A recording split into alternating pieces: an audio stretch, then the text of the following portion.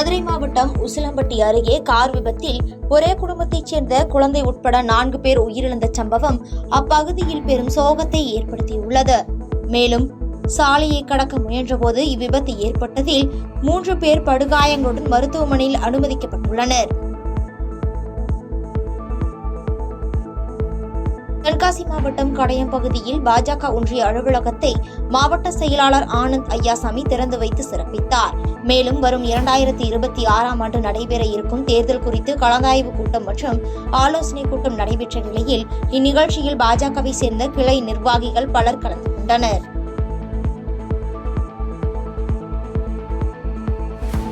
நாமக்கல் மாவட்டம் பள்ளிப்பாளையம் பகுதியில் அதிமுக பொதுச் செயலாளர் எடப்பாடி பழனிசாமியின் பிறந்தநாளை முன்னிட்டு நடைபெற்ற கிரிக்கெட் போட்டியை முன்னாள் மின்துறை அமைச்சர் தங்கமணி துவக்கி வைத்து சிறப்பித்தார். மேலும் இந்த போட்டியில் 30க்கும் மேற்பட்ட அணிகள் கலந்து கொண்டு விளையாடி வருகின்றன.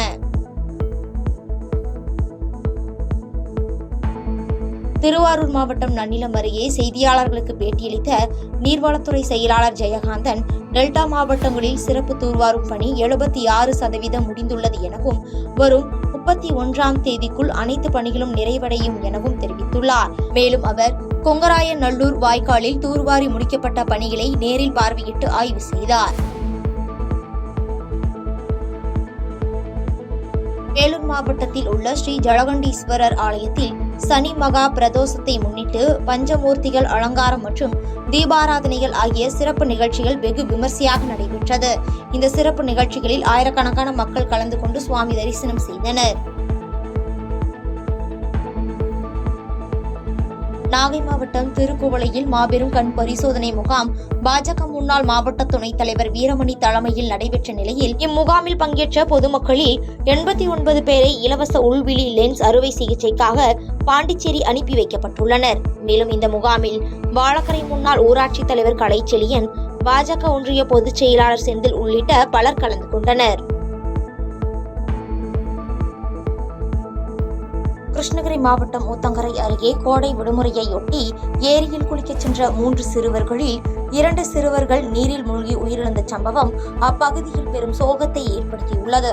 இதனைத் தொடர்ந்து சம்பவ இடத்திற்கு வந்த போலீசார் இருவரது உடலையும் கைப்பற்றி பிரேத பரிசோதனைக்காக ஊத்தங்கரை அரசு மருத்துவமனைக்கு அனுப்பி வைத்து விசாரணை மேற்கொண்டு வருகின்றனர். கரூர் மாவட்டம் குளித்தலை அருகே 1.26 கோடி ரூபாய் மதிப்பீட்டில் வளர்ச்சித் திட்டப் பணிகளை சட்டமன்ற உறுப்பினர் மாணிக்கம் பொதுமக்கள் பயன்பாட்டிற்கு திறந்து வைத்தார். மேலும் இந்த நிகழ்ச்சியில் திமுக மாவட்ட அவைத்தலைவர் ராஜேந்திரன், குளித்தலை கிழக்கு ஒன்றிய செயலாளர் சூரியனூர் சந்திரன், மேற்கு ஒன்றிய செயலாளர் தியாகராஜன் உள்ளிட்ட ஏராளமானோர் கலந்து கொண்டனர். திருவள்ளூர் மாவட்டம் பழவேற்காடு கடற்கரையில் நெகிழி பொருட்களை அகற்றி சுத்தம் செய்யும் திட்டத்தை ஆட்சியர் பிரதாப் தொடங்கி வைத்தார். இதனைத் தொடர்ந்து செய்தியாளர்களை சந்தித்து பேசிய அவர், சென்னை மெரினாவை போல் பழவேற்காடு கடற்கரையை இயந்திரங்கள் மூலம் தூய்மைப்படுத்த நடவடிக்கை எடுக்கப்படும் என தெரிவித்துள்ளார்.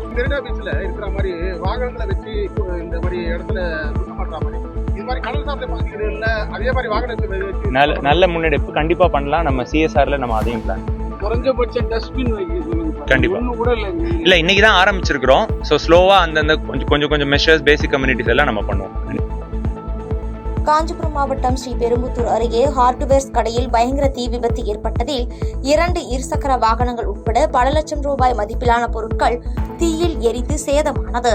இதனைத் தொடர்ந்து சம்பவ இடத்திற்கு வந்த போலீசார் தீயினை கட்டுப்படுத்தி விசாரணை மேற்கொண்டு வருகின்றனர்.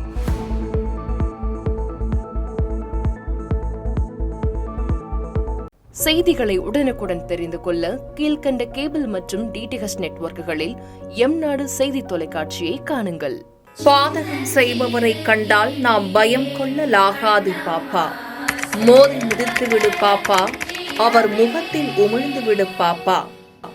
அண்மை செய்திகளை உடனுக்குடன் தெரிந்து கொள்ள இணைந்திருங்கள் எம்நாடு தொலைக்காட்சியுடன்.